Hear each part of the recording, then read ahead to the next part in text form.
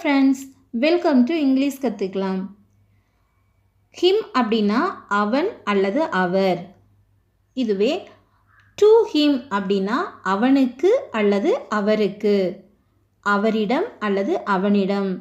இந்த 4 தமிழ் வார்த்தைக்குமே நம்ம இங்கிலீஷில் டு ஹிம் அப்படின்னு சொல்லணும். நான் அவனிடம் பேசினேன், நான் அவனிடம் பேசினேன். இந்த தமிழ் வாக்கியத்துக்கு நம்ம இங்கிலீஷில் எப்படி சொல்லலாம் அப்படின்னா I spoke to him, I spoke to him. நான் அவனிடம் பேசினேன். நான் அவனிடம் பேசுகிறேன், நான் அவனிடம் பேசுகிறேன். இந்த சென்டென்ஸை நம்ம இங்கிலீஷில் ஐ ஸ்பீக் டு ஹிம் அப்படின்னு சொல்லணும். ஐ ஸ்பீக் டு ஹிம், நான் அவனிடம் பேசுகிறேன். நான் அவனிடம் பேசுவேன், நான் அவனிடம் பேசுவேன். இதை நம்ம இங்கிலீஷில் I will speak to him, I will speak to him அப்படின்னு நம்ம சொல்லணும். இப்போது இன்னொரு எக்ஸாம்பிள் பாருங்கள். நான் அவரை சந்தித்தேன், நான் அவரை சந்தித்தேன். இதை நம்ம இங்கிலீஷில் எப்படி சொல்லணும் அப்படின்னா ஐ மெட் ஹிம், ஐ மெட் ஹிம். நான் அவரை சந்தித்தேன். நான் அவரை சந்திக்கிறேன், நான் அவரை சந்திக்கிறேன். இதை நம்ம இங்கிலீஷில் ஐ மீட் ஹிம் அப்படின்னு சொல்லணும். ஐ மீட் ஹிம் அப்படின்னா நான் அவரை சந்திக்கிறேன். நான் அவரை சந்திப்பேன், நான் அவரை சந்திப்பேன். இதை நம்ம இங்கிலீஷில் ஐ வில் மீட் ஹிம் அப்படின்னு சொல்லணும். ஐ வில் மீட் ஹிம், நான் அவரை சந்திப்பேன். இன்னொரு எக்ஸாம்பிள் பாருங்கள். நான் அவனை கவனிக்கிறேன், நான் அவனை கவனிக்கிறேன்.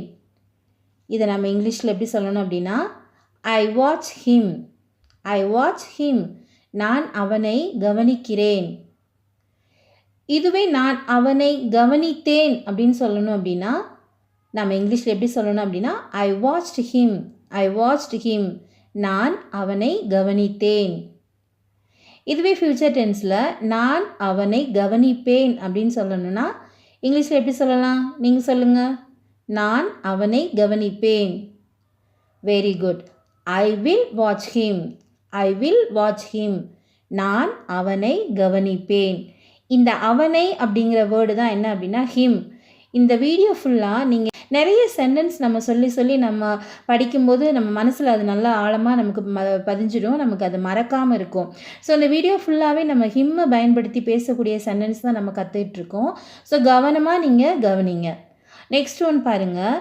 நான் அவரிடம் கேட்கிறேன், நான் அவரிடம் கேட்கிறேன். இதை நம்ம எப்படி சொல்லலாம் இங்கிலீஷில் அப்படின்னா ஐ ஆஸ்க் ஹிம்.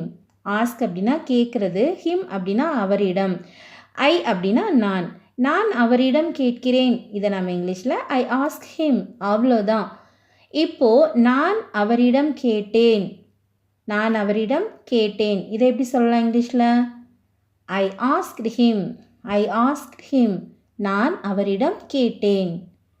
இதுவே ஃப்யூச்சர் டென்ஸில் நான் அவரிடம் கேட்பேன். இனிமேல் தான் நம்ம கேட்க போகிறோம். இதை எப்படி கேட்கலாம் இங்கிலீஷில் நான் அவரிடம் கேட்பேன். I will ask him, I will ask him. நான் அவரிடம் கேட்பேன். இன்னொரு எக்ஸாம்பிள் பாருங்கள். அவள் அவனை அழைத்தாள், அவள் அவனை அழைத்தாள். இது நம்ம இங்கிலீஷில் she invited him, she invited him. அவள் அவனை அழைத்தாள். இப்போது அவள் அவனை அழைக்கிறாள். இது எப்படி சொல்லலாம் இங்கிலீஷில் அவள் அவனை அழைக்கிறாள். She invite him, she invite him. அவள் அவனை அழைக்கிறாள். அவள் அவனை அழைப்பாள். இந்த சென்டென்ஸ் எப்படி சொல்லலாம் இங்கிலீஷில் அவள் அவனை அழைப்பாள். இனிமே தான் நடக்க போகிற ஒரு விஷயம். இதை எப்படி சொல்லலாம் இங்கிலீஷில் அப்படின்னா she will invite him, she will invite him. அவள் அவனை அழைப்பாள். இப்போது இன்னொரு எக்ஸாம்பிள் பார்க்கலாம். நான் அவரை பார்த்தேன், நான் அவரை பார்த்தேன். இதை நம்ம இங்கிலீஷில் ஐ சா ஹிம், ஐ சா ஹிம். நான் அவரை பார்த்தேன். நான் அவரை பார்க்கிறேன், நான் அவரை பார்க்கிறேன் அப்படின்னு நம்ம சொல்லணும் அப்படின்னா இங்கிலீஷில் ஐ see him, I see him. நான் அவரை பார்க்கிறேன். நான் அவரை பார்ப்பேன்.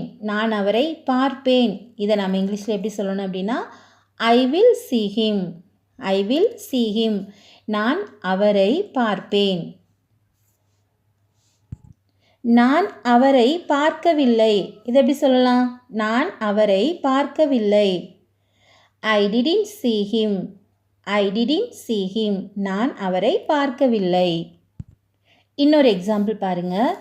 அவரிடம் நான் சொல்கிறேன். அவரிடம் நான் சொல்கிறேன். இந்த சென்டென்ஸுக்கு நம்ம இங்கிலீஷில் எப்படி சொல்லலாம் அப்படின்னா I tell him. I tell him. அவரிடம் நான் சொல்கிறேன். நான் அவரிடம் கூறினேன் அல்லது நான் அவரிடம் சொன்னேன் அப்படின்னு சொல்லணும் அப்படின்னா ஐ டோல்டு ஹிம் அப்படின்னு சொல்லணும். ஐ டோல்டு ஹிம். நான் அவரிடம் கூறினேன் அல்லது நான் அவரிடம் சொன்னேன். நான் அவரிடம் சொல்வேன். நான் அவரிடம் சொல்வேன். இந்த சென்டென்ஸுக்கு நம்ம இங்கிலீஷில் I will tell him. I will tell him அப்படின்னு சொல்லணும். ஐ வில் டெல் ஹிம் அப்படின்னா நான் அவரிடம் சொல்வேன். இப்போது இன்னொரு எக்ஸாம்பிள் பார்க்கலாம். நான் அவருக்கு கொடுக்கிறேன். கொடுக்கிறதுக்கு இங்கிலீஷில் கிவ். நான் அவருக்கு கொடுக்கிறேன். இந்த சென்டென்ஸை நம்ம இங்கிலீஷில் எப்படி சொல்லலாம் அப்படின்னா I give to him. I give to him. நான் அவருக்கு கொடுக்கிறேன். இதுவே நான் அவரிடம் கொடுத்தேன். நான் அவரிடம் கொடுத்தேன் அப்படிங்கிறத எப்படி இங்கிலீஷில் சொல்லலாம் அப்படின்னா ஐ கேவ் டு ஹிம். கிவ்வோட பாஸ்ட் டென்ஸ் தான் கேவ். நான் அவரிடம் கொடுத்தேன் அப்படிங்கிறதுக்கு I gave to him. I gave to him. நான் அவரிடம் கொடுத்தேன். இதுவே நான் அவருக்கு கொடுப்பேன் அப்படின்னு சொல்லணும் அப்படின்னா இதை நாம் இங்கிலீஷில் I will give to him. I will give to him. நான் அவருக்கு கொடுப்பேன். இன்னொரு எக்ஸாம்பிள் பாருங்கள். நான் அவருக்கு சமைத்தேன். நான் அவருக்கு சமைத்தேன். இதை நம்ம இங்கிலீஷில் I cooked to him. I cook to him. நான் அவருக்கு சமைத்தேன். நான் அவருக்கு சமைக்கிறேன். இதை நம்ம எப்படி இங்கிலீஷில் சொல்லலாம் அப்படின்னா ஐ cook to him. I cook to him. நான் அவருக்கு சமைக்கிறேன்.